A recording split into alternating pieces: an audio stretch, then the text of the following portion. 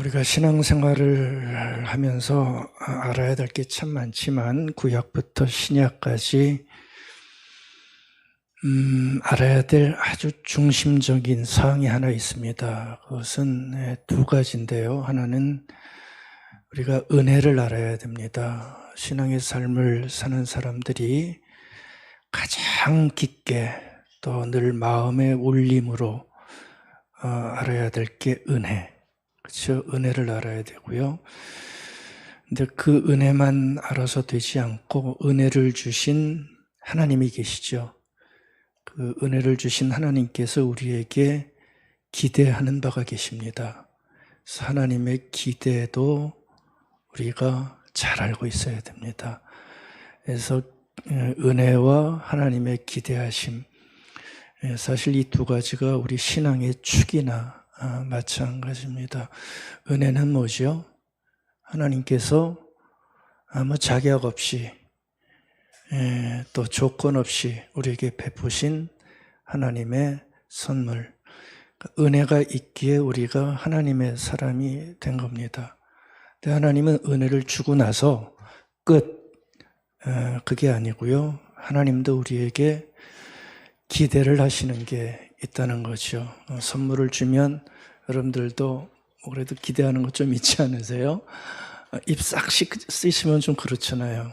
근데 하나님도 은혜가 컸기에 그 은혜를 받은 자의 기대를 우리에게 원하십니다. 그래서 그 기대에 부응하는 삶을 살아내는 게 사실 신앙인의 삶이죠. 그래서 이 두 가지를 우리가 잘 알고 있어야 됩니다. 우리가 지금 출애굽을 보고 있지만 출애굽에서 이스라엘 백성들이 받은 은혜는 뭡니까? 노예 종살이에서 형편없는 사람들이었는데 하나님께서 그들을 구원해 주시죠. 그게 바로 선물이죠. 아무 자격이 없는 자지만 자유를 주시고 뭐 다 주시잖아요. 그래서 이제 시내산까지 그를 데려오셨습니다.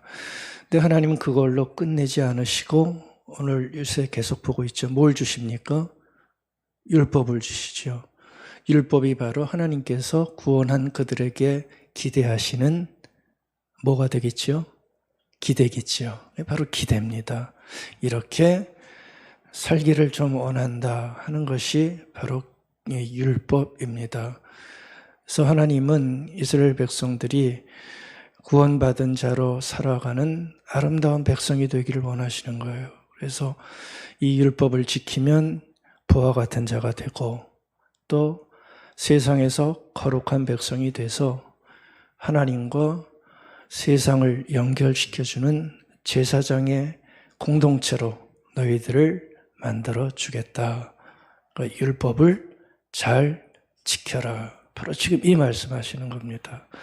근데 율법이 주는 파장은 굉장히 큰 겁니다. 하나님은 구원받은 그들에게 이 율법을 주심으로 인해서 새로운 인생을 만들어 주시는 거예요. 받고 새로운 자아로 태어나게 만드시는 거고요. 노예적 자아가 아니라 완전히 다른 자아, 하나님을 섬기고 하나님의 계명을 지키는 자들, 새로운 거듭난 자아가 되게 하고 또 이스라엘은 거듭난 자아들이 모인 새로운 나라, 새로운 공동체가 되는 거죠. 그래서 그들이 바로 세상으로 나가 하나님이 원하시는 거룩한 나라를 만들어 가시는 백성으로 삼아 주시게 되는 겁니다. 그러니까 율법은 하나님께서 구원하신 사랑하는 자들을 향한 기대고 소망이라는 거. 법의 나열이 아니라, 그렇죠? 법의 나열이 아니라 그런 소망을 가지고 주신 말씀이다. 다시 한번 이해해 주시기 바랍니다. 하나님께서 여러분들에게 기대하시는 바가 있으시다는 거 아시죠? 뭐 이러고 살다 가지 그게 아니고요. 정말 귀한 은혜를 주셨다면 은혜에 걸맞는 아름다운 인생 살기를 원하신다는 것. 그게 율법에도 나와 있습니다. 그렇게 이해를 하시면 좋을 것 같아요. 우리가 오늘 읽은 율법의 조항은 23장 앞부분 읽었어요. 그래서 20장에서 십계명이 주어지고 이제 21장부터 23장까지 다양한 하나님의 기대, 원하심을 삶에서 원하시는 율법을 받게 됩니다. 많은 것들이 나오지만 다 보지 못하고요. 오늘 또 한 가지만 좀 보고 싶어요. 그래서 하나님께서 우리의 삶 중에서 원하시는 그 뜻이 이 율법 속에 지금도 깊게 연관되어 있는 율법인데 좀 같이 보면서 우리의 삶을 좀 같이 생각을 해봤으면 좋겠습니다. 23장 1절부터 3절은 그 배경을 한번 보시면 배경이 어딘가요? 법정을 배경으로 하고 있죠. 재판의 과정을 빗대어서 하나님이 기대하시는 바를 얘기하는 겁니다. 법정은 여러분들이 아시겠지만 시시비비를 가리는 그런 곳이죠. 누가 잘못했고 누가 잘했냐, 누가 진실이고 누가 거짓되냐, 그것을 밝히는 곳이 법정입니다. 그러니까 치열한 곳입니다. 그렇죠? 그 한 번의 실수로 그들의 인생이 결판나는 일도 되기 때문에 법정은 굉장히 치열한 곳입니다. 그래서 진실을 밝혀내야만 되는 곳인데 아주 역설적이죠. 진실이 필요하지만 법정에는 또 뭐가 많은지 아세요? 거짓이 많아요. 자기를 변호하기 위한 거짓말, 거짓 증언 이런 것들이 또 엄청나게 많은 것이 법정입니다. 그러면 법정에 안 가보셨죠? 저도 안 가봤어요 아직.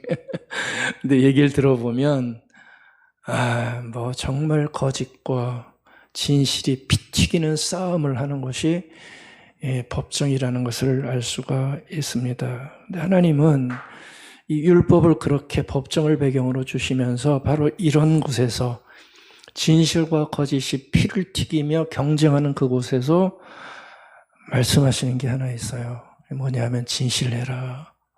그런 곳에서 진실해라. 그것이 너희들이 살아내야 할 삶의 모습이다. 이걸 던져주고 있는 바로 그 대목입니다.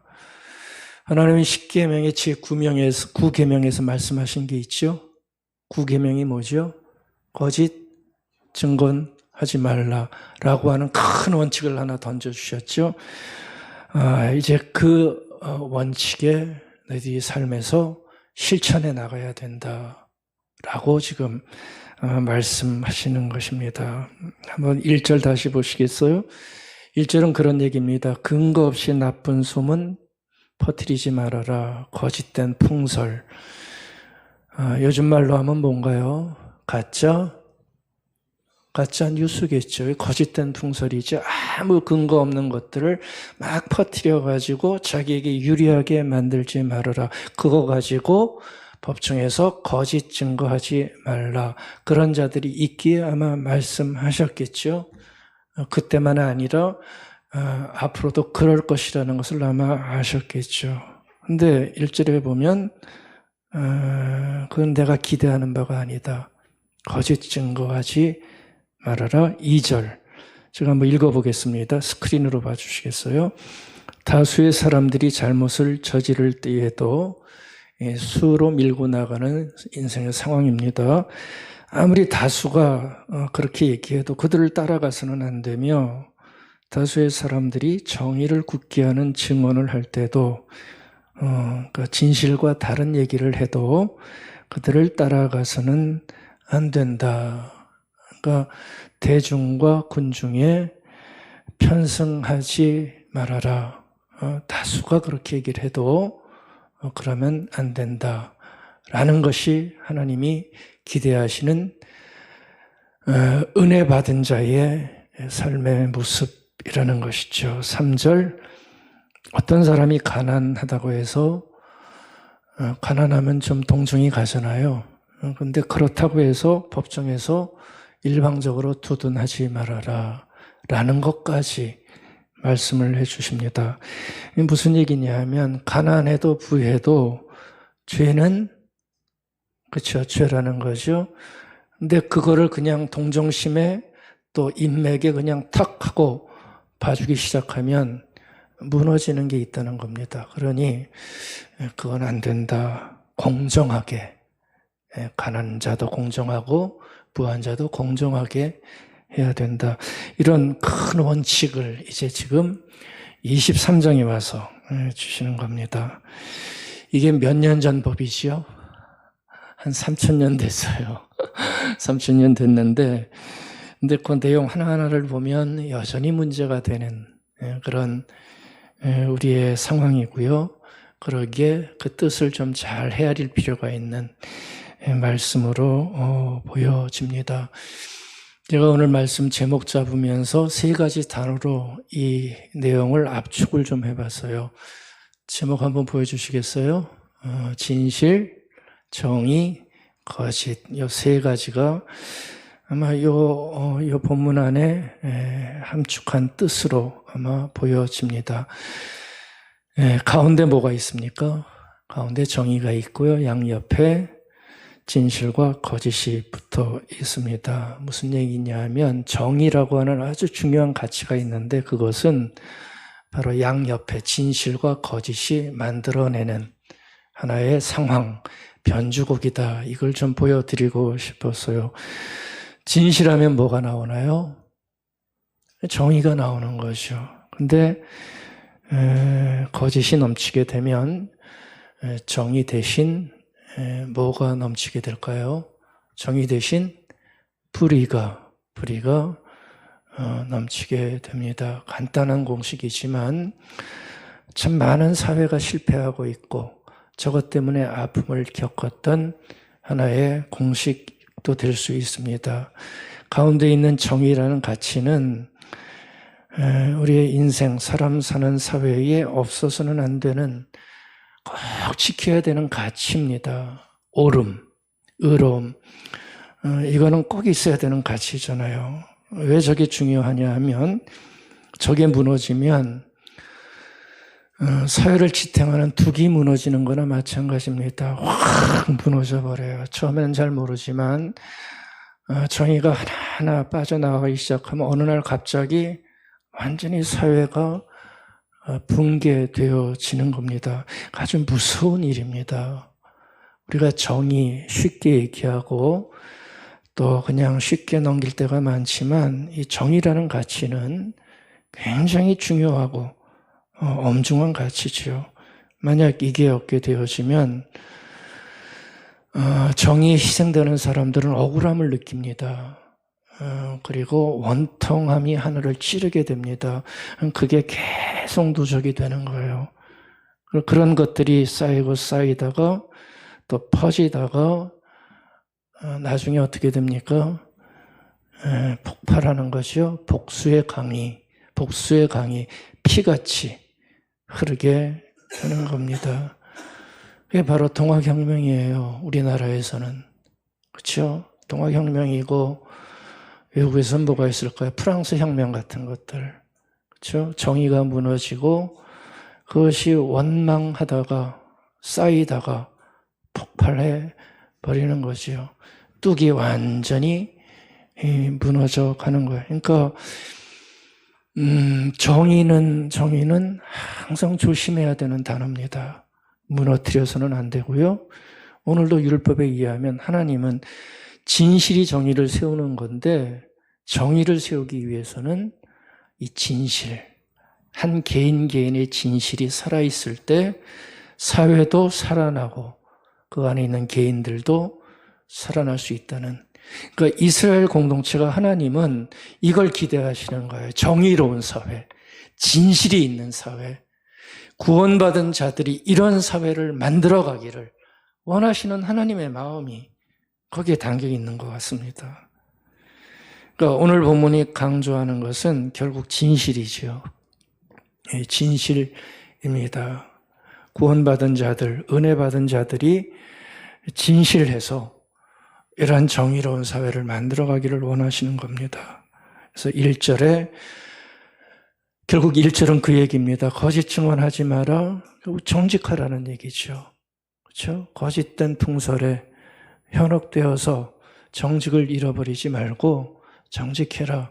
2절은 다수의 압력이 있다고 해서 거기에 무너지지 말아라. 생각도 행동도 편승하지 말아라. 3절 참으로 공정해라. 참으로 공정해라. 근데 이 세 가지는요, 이게 다 진실해야 일어날 수 있는 일들이에요. 거짓이 들어가면 이런 것들이 일어날 수가 없잖아요. 그러니까 진실해야 만들어질 수 있는 것들을 우리에게 말씀해 주시는 겁니다. 근데 문제는 우리가 사람이 진실하기가 참 어렵다는 것이요. 참 진실하기가 어려워요. 우리가 진실을 다 좋아할 것 같지만 삶의 상황에 들어가 보면 또 어떤 일이 닥치면 진실보다 거짓을 선호할 수 있고요.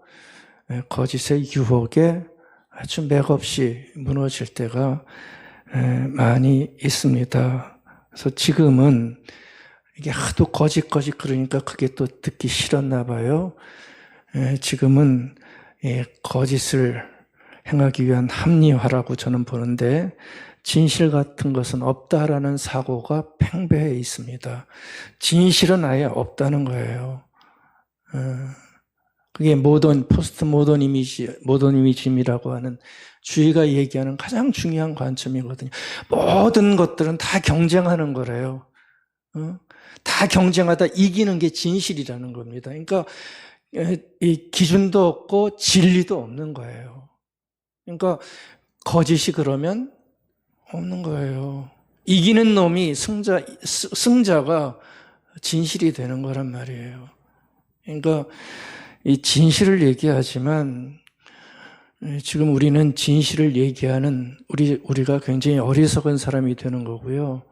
좀 그런 입장에 처해 있습니다.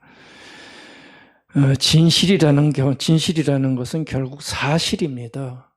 이거는 뭐 더 이상 변명할 수 없이요. 진실은 사실인데, 근데 사실보다 앞에서도 말씀드렸지만 더 중요한 게 훨씬 더 많아져 버렸어요. 진실이 없다라고 얘기를 하니까. 진실은 사실인데 사실보다 더 중요한 게 많아져 버렸어요. 그러면 진실도 없어지게 되는 거죠. 여러분들 사실보다 중요한 게 뭔지 아세요? 우리 사회에 참 많더라고요. 제가 관찰해 보니까. 어떤 사실보다 더 중요한 게 있다고 사람들은 생각해요. 이게 뭐냐 하면 소문이에요, 지금은. 소문. 사실이 분명히 있는데, 근데 그 사실은 중요하지 않아요. 소문이 더 사실보다 중요해서 그 소문을 받고 우리가 행동하고 있단 말이에요. 그러니까 사실보다 중요한 게 지금은 소문이에요. 그게 아까 얘기했던 거짓된 풍설. 그걸 다 받아들여요. 생각 없이. 그럼 그게 진실보다 더 중요하게 되어버리는 거죠. 또 뭐가 있는 줄 아십니까? 자기 편 주장이에요. 그게 사실보다 중요해요, 안 중요해요? 대답해 보세요. 사실보다 중요해요, 안 중요해요? 이건 누구를 얘기를 하는 거 아니라 전부 그래요. 자기 편 주장이 사실이 있는데도 사실은 안 보여요. 그러니까 자기 편 주장이 중요한 거예요. 사실보다, 진실보다.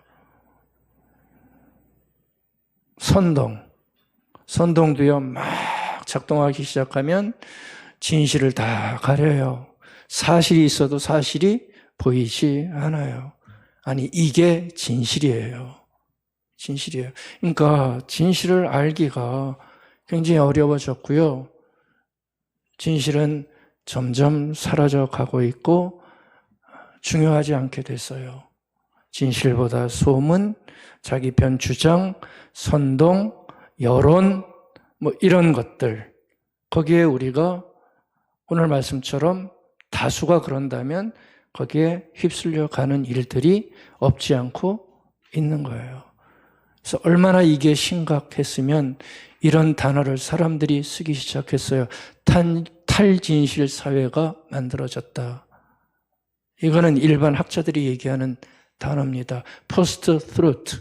진실이 있는데 진실을 넘어간 사회, 진실이 없는 사회가 만들어져 있다. 이게 지금 우리의 형편입니다. 그러니까 어떤 거짓으로 한 사회가 구멍이 뚫리고 너덜너덜해지는데도 별로 개의치 않아요. 사실보다 이런 것들이 더 진실처럼 보이기에 그걸로 너덜너덜해져도 아무 상관이 없어요. 아무 상관이 없어요. 그냥 다 그대로 가도 사회가 유지되겠지라고 하는 생각을 할 때가 많이 있습니다. 미국의 신문 중에 하나 워싱턴 포스트지라고 있어요. 아주 주류 신문이죠. 거기서 조사를 하나 한 게 있습니다. 뭘 조사했냐면 대통령의 거짓말을 조사한 적이 있어요. 언제 했냐면 2017년 트럼프가 대통령이 되고 나서 첫 해에 하도 이 양반이 막 그 허위 주장을 쏟아내고 막 거짓말을 하면서 하도 그러니까 저게 얼마나 맞는 건지 팩트를, 사실을 체크를 하기 시작했어요. 그래서 거짓말이 얼마나 많은지 한번 세기를 시작한 겁니다. 근데 결과를 보면 아주 충격적입니다. 결과를 보면 아주 충격적이에요. 저는 자세히 살펴보진 않았어요. 어떤 기준을 가지고 그거를 판단했는지 셌는지는 저는 잘 모르겠어요. 어쩌면 이 조사도 과장될 수 있겠죠. 그렇죠? 과장될 수 있겠죠. 그 신문사에 어떤 경향이 있을 테니까 과장될 수 있지만, 근데 미국의 사회학자들이 아주 비중 있게 이 조사를 다 인용하는 것을 보면 그 조사 과정이 그렇게 신빙성 없는 조사는 아니었던 것으로 보여져요. 근데 트럼프가 2017년입니다. 한 해에 쏟아낸 사실과 다른 거짓말이겠죠. 또 허위 주장을 보면 놀라워요. 공식 석상에서만, 그러니까 뭐 사적으로 한 거 빼고요. 공식 석상에서만 무려 2140번. 2140번. 저걸 환산하면 하루에 한 6번 꼴 돼요. 아침에 2번, 점심에 2번, 저녁에 2번. 대단한 사람입니다. 뭐 그냥 막 쏟아내는 거예요. 그러면 또 지지자들은 어떻게 돼요? 그거 믿고 또 와 하는 거죠. 표현해하고 좋아하고 이런 일이 계속 반복되던 거예요. 무려 2140번. 이런 걸로 사람들을 모으고요.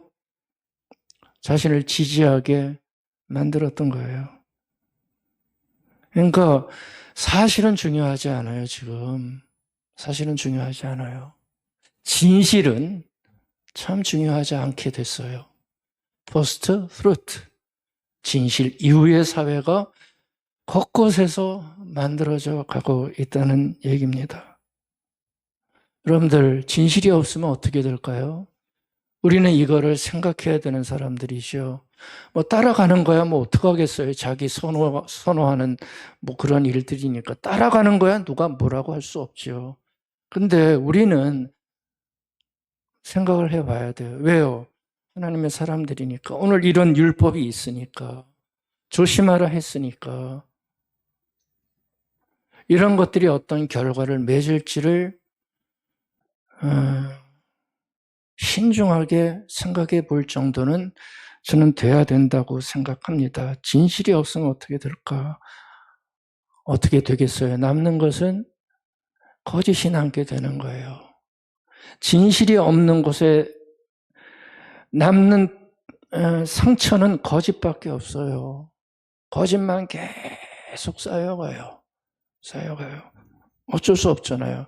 그리고 그 거짓을 합리화시키기 위해, 추동시키기 위해 사람들이 뭐 하는지 아세요? 선동을 일으켜요. 혐오를 만들어내고 증오를 만들어내요. 어디서나 다 마찬가지예요. 좌우 똑같아요.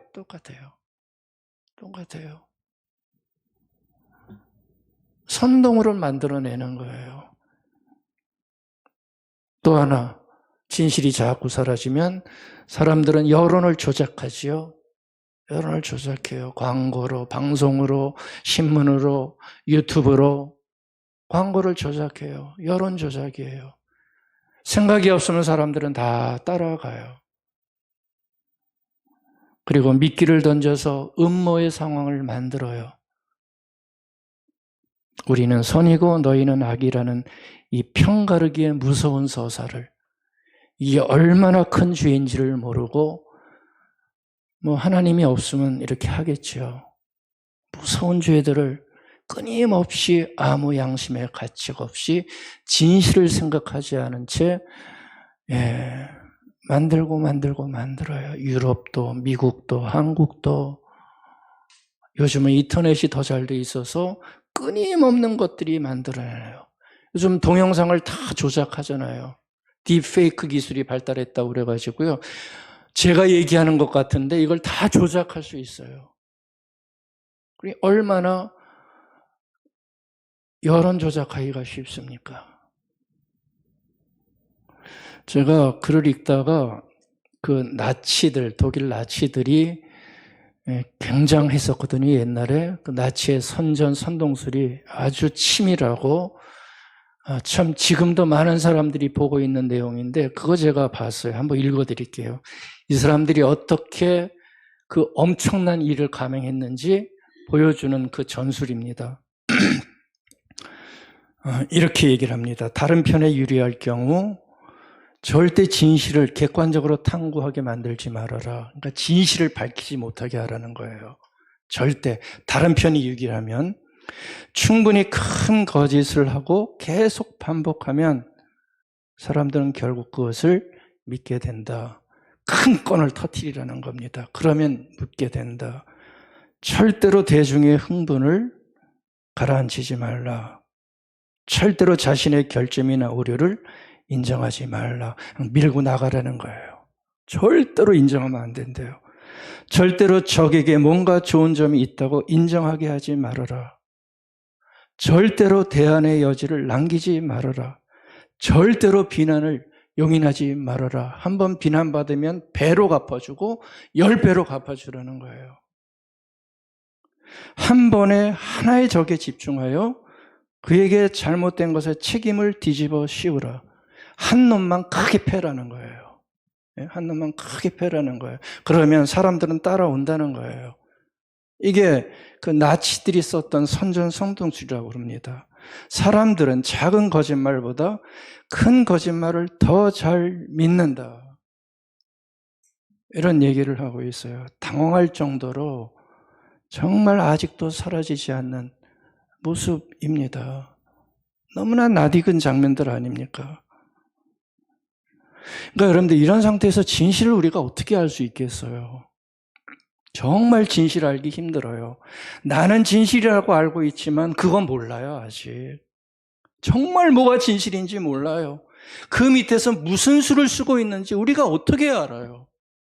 간단한 사실 하나만 놓고 봐도. 정치도 그렇고요. 하나의 개인의 삶도 마찬가지. 뭐가 진실인지 우리가 어떻게 알아요? 참 알기 힘들어요. 속이기 시작하면 속을 수밖에 없어요. 그러니까 진실은 너무나 어려워요. 그래서 이런 것들이 자꾸 생기다 보니까 사람들은 진실에 대해서 이제는 그냥 포기를 다 해버린 거예요. 그래서 진실이 진실 따위가 돼버렸어요. 이 과정 한번 잘 보세요. 진실이요? 진실 따위. 따위가 뭐죠? 별거 아니라는 거예요. 진실 따위가 됐고요. 그 다음에는 진실은 진실 따위가 됐으니까 중요하지 않은 거예요. 진실 따위가 뭐가 중요해요? 중요하지 않아요. 내 것만 이루면 돼요. 뭐가 진실이 중요해요? 우리 편이 승리하면 되고 내가 정권 잡으면 되고 내가 이득을 얻으면 되는 거예요. 아무 거리낌이 없는 거예요. 여러분들 우리 신앙인들은 그렇다면 얼마나 진실할까요? 그건 남들 얘기예요. 근데 우리를 생각해 보면 우리는 얼마나 진실할까요? 이런 모든 일들 앞에서. 저는 정말 우리가 진실했으면 좋겠어요. 상황 모든 것들을 잘 보고 진실하기 위해 애써야 됩니다. 왜냐하면 거짓이 아무리 득세해도 이 진실은 없으면 안 되기 때문에 그래요. 진실만은 꼭 지켜나가야 되고 그것을 바로 잡아야 되는 최후의 보루기 때문에 진실에 언제나 관심을 가져야 됩니다. 그래서 진실, 진리, 선, 정의는 이거는 살아 있어야 되는, 특별히 구원의 은혜로 이 땅을 살아가는 그리스도인들에게 필요한 삶의 중요한 자세라는 것을 우리는 알고 있어야 됩니다. 그래서 진실하기 위해 참 많이 애써야 됩니다. 이게 어떤 사람들을 비난하기 위한 도구도 아니고요. 이거는 하나님이 우리에게 주시는 양심의 소리예요. 또 해야 할 일이에요. 해야 할 일이에요. 제가 두 가지만 오늘 말씀드리려고 그래요. 진실한 삶을 살기 위해 우리가 가져야 될 삶의 태도인데, 사실이 다 사라져버린 시대에 우리가 가져야 될 삶의 태도 두 가지인데요. 많은 거 말씀드리지 못하고요. 이 두 가지만 제가 좀 살펴보려고 그래요. 하나는 용기입니다. 진실의 삶을 살아내기 위해 가져야 될 거 하나는 용기고요. 또 하나는 분별. 이 두 가지만은 좀 기본적으로 우리가 좀 생각해 볼 필요가 있어요. 진실의 가치가 바닥이 된 시대에 품어야 될 두 가지 마음입니다. 첫 번째 용기입니다. 너무 당연한 얘기죠. 우리가 진실에 눈 감지 않고 깨어 있으려면 어느 정도 용기는 필요합니다. 아니요라고 말할 수 있는, 분별할 수 있는 지적인 용기도 필요하고 이런 것들이 필요합니다. 왜냐하면 진실은 좁은 길일 때가 많습니다. 언제나 진실은 그렇습니다. 좁은 길일 때가 많습니다. 그리고 다수가 아니라 소수일 때가 훨씬 더 많습니다. 그러니까 용기가 어느 정도는 필요합니다. 그렇잖아요. 다 뭐라고 그러는데 아니요 라고 말하는 건 용기가 없으면, 자신이 가지고 있는 삶에 대한 확신이 없으면 말할 수 없어요. 그러니까 용기가 필요하죠. 여러분들 1절에서 죄인의 편 들지 말라고 그랬어요. 죄인의 편 들지 말고 2절에서 군중심리에 편성하지 말라고 그랬어요. 3절에서 가난한 자에게도 죄를 죄라 말하라고 그랬어요. 여러분들 이게 쉽지 않아요. 그러기 위해서는 진실에 기반한 용기가 있어야 이런 걸, 이 간단한 것도 할 수가 있는 겁니다. 용기가 없으면 할 수 없어요. 참 어렵게 되어지는 거죠. 근데 이 진실을 만들어내는 용기에는 두 가지 용기가 있습니다. 하나는 신념을 지키는 용기가 있고 또 하나는 직언과 진언의 용기가 있어요. 이 두 가지를 우리가 좀 잘 알 필요가 있습니다. 신념을 지키는 용기는 다른 거 아니에요. 버텨내는 거예요. 사람들이 다 거짓을 말하고 아니라고 하는데 나는 보니까 그게 아닌데 할 때 거기에 무너지지 않고 버티는 거. 버티는 용기, 자기의 신념과 믿음과 확신을 가지고 다가 아니더라도 무너지지 않고 버티는 용기. 이것도 필요하지요. 소극적 저항이지만 이것도 우리가 무시할 수 없습니다. 많은 이들이 버텨내는 분들이 있을 겁니다. 북한 땅에도 그렇고 버텨내는 거예요. 진리가 아닌 곳에서 살아갈 때 이거 없으면 어떻게 버텨내겠습니까? 믿음을 갖고 버텨내는 거예요. 그러나 저항하는 거죠. 소극적 저항이에요. 근데 또 하나는 이게 바로 직언하는 용기죠.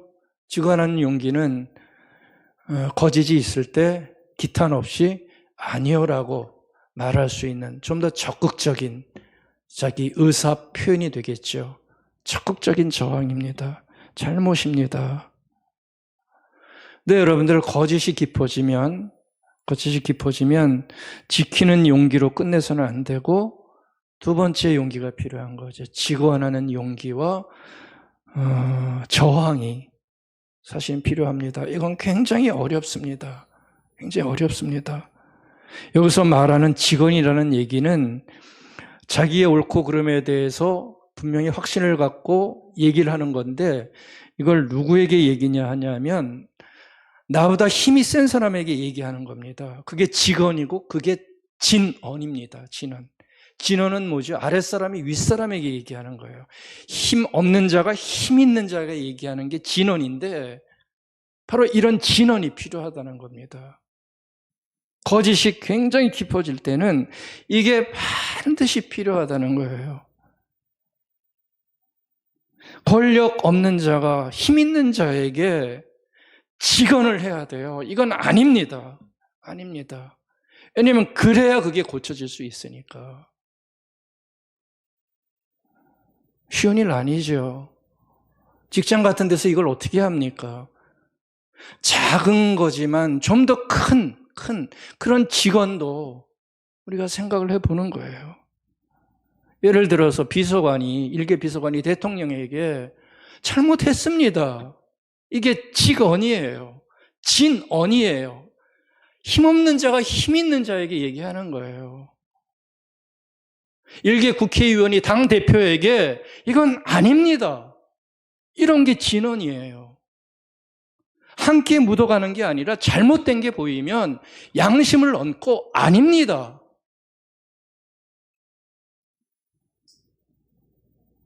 그게 사실은 거짓을 대하는 양심의 소리겠죠. 근데 눈 밖에 날 각오는 해야죠. 그렇죠? 자리 잘릴 각오 해야죠. 근데 이런 정신 나간 사람들이, 정신 나간 용기를 가진 사람들이 조금씩 생겨나야 거짓이 확산되지 않고 진실이 그들 앞에 만들어져서 하나의 새로운 공동체를 만들어 나갈 수 있는 겁니다. 근데 다 아닌 걸 아는데 다 편승해서 옳소, 맞소 이러면 거기에서 뭐가 진실이 나오겠어요? 나올 수 없어요. 여러분들 성경에는 예언자의 전통이라는 게 있어요. 예언자의 전통은 뭐냐 하면 그게 바로 직언의 전통이에요. 직언의 전통. 거짓과 불의를 보고 아니요라고 말하는 전통이에요. 왜냐하면 이걸 왜 성경의 전통으로 얘기냐면 이것 때문에 새로운 사회가 만들어지기에 이 예언자의 전통이 중요한 거예요. 여러분들 나단 선지자 아세요? 나단 선지자? 나단 선지자가 누구한테 대들죠? 절대 권력자 다윗에게 대들죠. 다윗이 어떻게 했어요? 바람 피잖아요. 밧세바 불륜범하고 왕이에요. 그러니까 권세 가지고 밧세바의 남편 우리야 전쟁터에 보내서 죽게 만들잖아요. 눈 싹 감아요. 다들 아무 소리 못해요. 그때 나단 선지자가 다윗 앞에 가서 얘기하잖아요. 잘못된 일이라고. 진실을 얘기를 해주는 거예요. 사실을 얘기를 해주는 거예요. 이게 바로 예언자의 전통이고 직언의 전통이에요. 여태껏 교회가 포기하지 않았던 아름다운 전통이죠. 세례 요한 아시죠? 세례 요한도 한번 들이받죠? 누구 들이받아요? 헤롯 대왕. 막강한 대왕입니다. 헤롯 대왕이 자기 동생 아내와 또 불륜을 맺어요. 그러니까 그리고 결혼까지 하잖아요. 결혼 파탄시켜 놓고 얼마나 못됐어요. 근데 세례 요한이 뭐라고 얘기합니까? 헤롯에게 이건 옳지 않소. 그러다 어떻게 되죠? 목 잘려 죽잖아요. 목 잘려 죽잖아요. 사실을 얘기한 거예요. 예레미야 선지자, 유다 지도자들의 거짓과 악을 보면서 직언을 하죠. 모진 고난 받아내요. 이게 전부 다 용기를 가지고 진실을 추구했던 예언자들의 모습입니다. 아까 제가 초반에 말씀드렸죠. 성경의 모든 것들은 은혜와 기대라고 그랬어요. 하나님 우리에게 기대하시는 게 바로 이러한 기대를 충족해서 새로운 사회, 정의로운 사회, 그런 걸 만들어가기 원하시는데 그 바탕이 진실이에요. 이것이 사라지면 세속사회든 하나님의 사회든 정의가 사라진 곳에는 아픔밖에 남지 않는 겁니다. 그러니까 여러분들 우리가 큰 진실이든 사소한 진실이든 사실 이러한 거대한 진실은 우리가 조그만 사람들이 뭘 어떡하겠어요.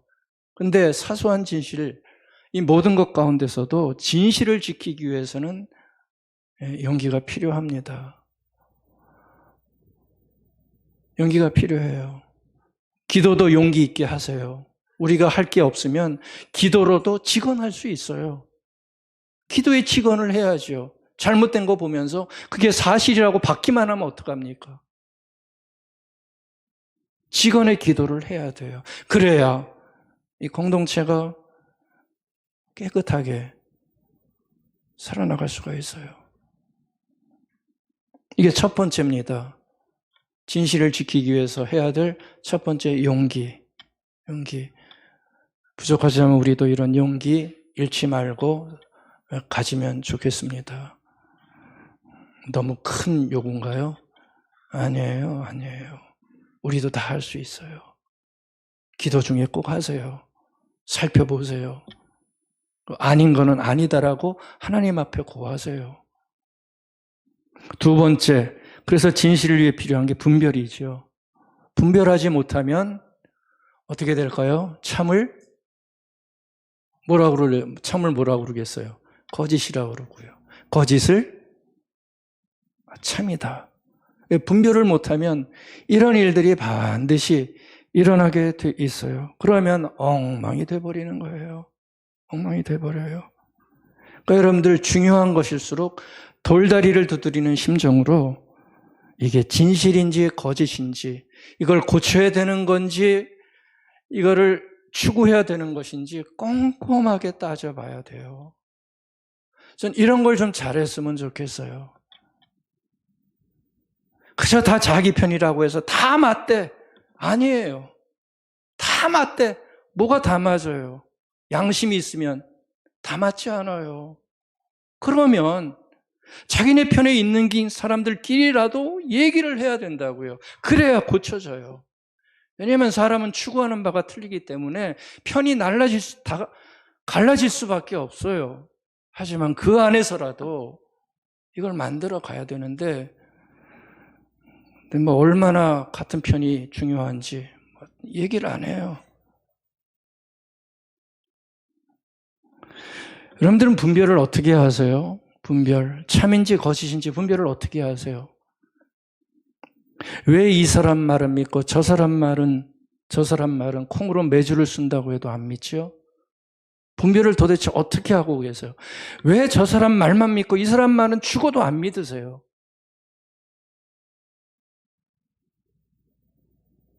어떻게 분별하는지 우리 살펴봐야 된다고요.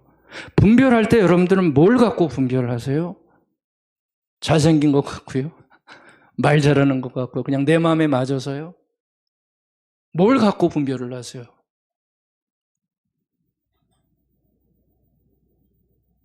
설사 분별했다고 해서 그 판단이 옳은지 틀린지는 또 어떻게 아세요? 한번 결정하면 다시 살펴보지 않나요? 이게 과연 맞는 건지 틀린 건지 또다시 점검하지 않나요? 왜냐하면 이런 까다로움이 있어야 진실을 우리가 발견해낼 수 있어요.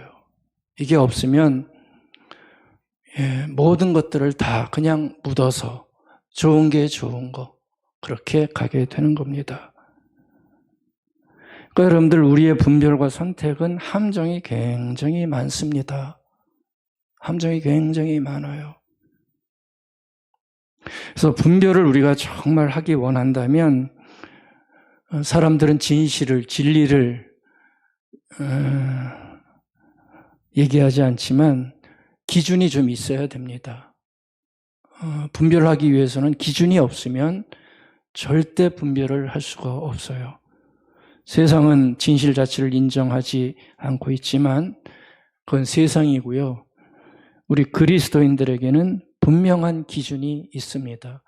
그래서 이 기준 가지고 우리가 좀 꼼꼼하게 다 살펴봐야 돼요. 그게 교회를 살리고 사회를 살리고 가정을 살리는 거예요.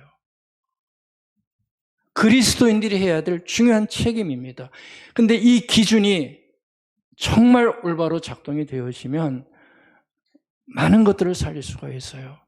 첫 번째 기준이 뭐냐 하면 여러분들 다 잘 아시죠? 진리의 말씀이 그리스도인들에게는 모든 판단의 분별의 절대적인 기준입니다. 이 기준이 작동되지 않으면 아무것도 우리는 할 수가 없어요. 내 개인의 판단이 기준이 아니라 내가 자라온 배경이 기준이 아니라, 내 소속이 기준이 아니라 절대적인 진리의 말씀이 내 기준이 될 때 그때 온전한 판단이 이루어질 수 있다는 그 마음을 가지고 있어야 돼요. 주님의 말씀은 내 발의 등불이요 내 길의 빛입니다. 무슨 얘기입니까? 이 말씀 속에 진리가 있다는 거예요. 그러니까 이 진리를 딱 마음에 잡고 흔들림 없이 판단해 나가는 삶을 살아내야 한다는 거죠. 두 번째 조건입니다. 그건 다른 게 아니고요. 우리 주님입니다. 여러분들, 주님이 우리의 판단의 기준으로 꼭 들어오게 만드십시오. 요한복음 14장 6절에서 주님 말씀하신 것처럼 주님은 길이고 진리고 생명이기 때문에 우리가 믿기로는 주님의 삶을 바라보고 주님이 어떻게 살았는지 바라보고 주님이 어떻게 행동했는지 바라보고 주님이 어떻게 말씀을 했는지 우리가 그것을 따라가다 보면 우리는 분별할 수 있는 힘을 갖게 되는 거예요. 주님 하던 대로 따라가게 되면 실수하지 않아요. 그러니까 주님이 우리의 판단의 기준이에요. 주님 이렇게 말씀하셨지. 이때 이렇게 행동하셨지. 이게 꼭 살아있어야 됩니다. 세 번째가 성령이 우리의 판단의 기준이 될 수 있도록 우리가 민감하게 영의 사람이 돼야 돼요. 성령은 진리의 영입니다. 진실의 영입니다. 거짓의 영이 아닙니다. 그래서 성령이 우리 안에 민감하게 활동하면 진리와 거짓을 분간할 수 있는 감성이 생기는 거예요. 그렇죠? 성령의 사람들은 거짓을 분간할 수 있는 감각을 가질 수가 있어요. 이거는 아니다. 이건 아니다. 진리의 영을 따라가야 됩니다. 한 가지만 더 말씀드릴게요. 또 하나의 분별 기준은 사람입니다. 인생길에서 만났던 신실한 사람들, 바로 그 사람들도 무시할 수 없는 분별의 기준이에요. 저 사람 보니까 저렇게 사네, 저렇게 사네. 이게 분별의 중요한 기준이 될 수 있어요. 저 상황에서도 저렇게 살아가는 사람이 있네. 그게 분별의 기준이 될 수 있습니다. 네 가지 말씀드렸어요. 진리의 말씀이신 성부, 성자 예수 그리스도의 상과 말씀, 진리의 영이신 성령, 그리고 성부, 성자, 성령과 동행했던 신실한 사람. 이게 우리의 분별의 기준이 될 때 이분들이 하는 진리의 소리를 깊게 들으면 그때 비로소 우리는 자그만하지만 거짓을 분별해내고 진실이 무엇인지 알아갈 수 있는 삶을 살아낼 수 있게 되는 겁니다. 그러니까 소문도 여론도 자기 편도 이런 게 우리의 판단 기준으로 자꾸 삼는 데서 우리가 벗어나야 돼요. 대충 해서는 안 되는 거예요. 이게 얼마나 중요한 문제인데요. 정의를 세우는 문제예요. 정의 가운데는 한 사람들의 인생이 달린 문제가 있어요. 이거를 그리스도인들만이라도 하지 않으면 안 되는 겁니다.